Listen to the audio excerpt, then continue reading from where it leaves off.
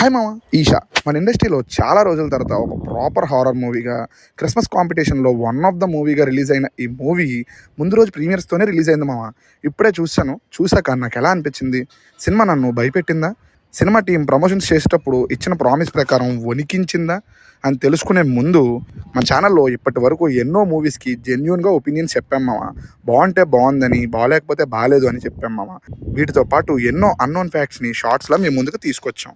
ఒకసారి కంటెంట్ చూసి నచ్చితే లైక్ చేసి, షేర్ చేసి, సబ్స్క్రైబ్ చేయడం మాత్రం మర్చిపోకు మామ. మీ సపోర్ట్ మాకు ఎంతో హెల్ప్ అవుతుంది. ఇక ఆ మూవీ విషయానికి వస్తే నాకు అస్సలు వర్కౌట్ అవ్వలేదు మామ. నచ్చలేదు సినిమా.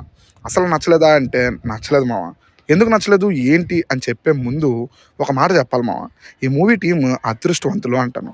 ఎందుకు అంటే టాక్ బయటికి వచ్చేసిన సెకండ్ డే మార్నింగ్ షో థియేటర్కి వెళ్తే వైజాగ్లోనే బిగ్గెస్ట్ థియేటర్లో, అంటే 1000 కెపాసిటీ ఉన్న థియేటర్లో 80% ఫుల్ అయింది మా థియేటర్. అంటే ప్రాపర్గా భయపెట్టుంటే బ్లాక్ బస్టర్ కొట్టే ఛాన్సెస్ ఈ సినిమాకి 200% ఉంది అని అనిపించింది మామ. కానీ ఈ మూవీ ఆ ఛాన్స్ని ఉపయోగించుకోలేదని కూడా అనిపించింది. హారర్ మూవీస్ని ఇష్టపడే ఫ్యాన్స్ని థియేటర్స్కి రప్పించడంలో సక్సెస్ అయిన ఈ టీము వాళ్ళని మెప్పించడంలో మాత్రం ఫెయిల్ అయిందని చెప్తాను.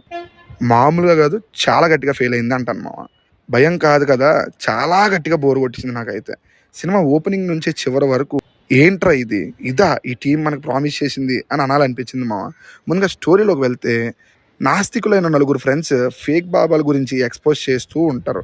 ఆ ప్రాసెస్లో డాక్టర్ నుంచి సాధువుగా మారిన ఒక బాబాని ఎక్స్పోజ్ చేసే ప్రాసెస్లో ఒక పాడుబడిపోయిన బంగ్లాలో 3 days ఉండాల్సి వస్తుంది. తర్వాత ఏం జరిగింది అనేది రిమైనింగ్ స్టోరీ మామ.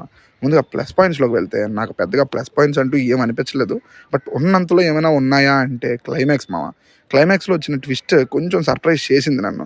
శంకర్ మహాదేవన్ గారు పాడిన సాంగ్ ఉంది ఈశ్వరుడి మీద, అది కూడా నచ్చింది. ఒక బంగ్లాలో ఉంటారు, అక్కడ ఆర్ట్ వర్క్ కూడా నాకు నచ్చింది మామ. అంతే.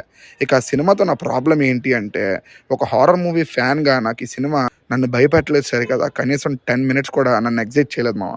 కొన్ని రివ్యూస్లో అంటున్నారు స్టోరీ రొటీన్ అని. హారర్ మూవీస్కి story is not a matter మామ. బట్ వాటి మెయిన్ మోటివే భయపెట్టడం కాబట్టి దానిలో సక్సెస్ అయితే ఆడియన్స్ యాక్సెప్టెన్స్ సంపాదించేసుకున్నట్టే. బట్ ఇక్కడ ఆ విషయంలో సినిమా చాలా దారుణంగా ఫెయిల్ అయింది. ఫస్ట్ హాఫ్ అయితే లిటరల్గా ఏముండదు సినిమాలో.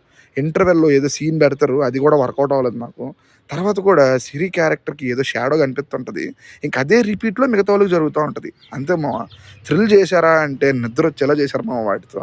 అట్లీస్ట్ జంప్ స్కేర్స్ అయినా ఉన్నాయా అంటే అవి కూడా లేవు మామ. దీంతో పాటు కాంపిటీషన్లో ఒక సినిమా రిలీజ్ అయింది, అది హారర్ మూవీ కాకపోయినా అట్లీస్ట్ నాకు జంప్ స్కేర్స్ అయినా ఇచ్చింది. దీనికి మాత్రం నేను సౌండ్ ఎఫెక్ట్స్ డిజైనర్ని బ్లేమ్ చేస్తాను మామ. అస్సలు వర్క్ అవ్వలేదు నాకు. బెస్ట్ సౌండ్ ఉన్న థియేటర్లో చూసి నాకే ఈ ఫీల్ కలిగితే మామూలు థియేటర్లో చూసిన వాళ్ళకి ఏమనిపిస్తుంది? ఒక్కటే మాట, బోర్ కొట్టింది మామ. ఎన్నో సినిమాల్లో చూసేసిన ప్లేనే, అదే రిపీటెడ్ డైలాగ్స్ వీళ్ళు కూడా చెప్తారు. ఎందుకు భయపడతారో, ఎందుకు మళ్ళీ ఆ స్వామిని తిడతారో వాళ్ళకైనా అర్థమైందా అని అడగాలనిపించింది మామ. మ్యూజిక్ కానీ, కెమెరా వర్క్ కానీ, ఎడిట్ కానీ ఏది నాకు వర్కౌట్ అవ్వలేదు. అప్పటికే తక్కువ లెంత్ అయినా ల్యాగ్ ప్రో మ్యాక్స్ సినిమా చూస్తున్న ఫీల్ అయితే కలిగింది నాకు. ఓవరాల్గా సినిమా పరిస్థితి ఏంటి అంటే నాకు అస్సలు వర్క్ అవ్వలేదు మామ. వాళ్ళ మెయిన్ మోటివే భయపెట్టడం, అందులో 10% కూడా సక్సెస్ అవ్వలేదని చెప్తాను నేను. చాలా డిసప్పాయింట్ అయ్యాను మామ. నా రిఫరెన్స్ లిస్ట్లో ఈ మూవీ ఉంటుందా అంటే నో అనే చెప్తాను మామ. నెక్స్ట్ ఇంకో మంచి రివ్యూతో మళ్ళీ కలుద్దాం. బాయ్ మామ.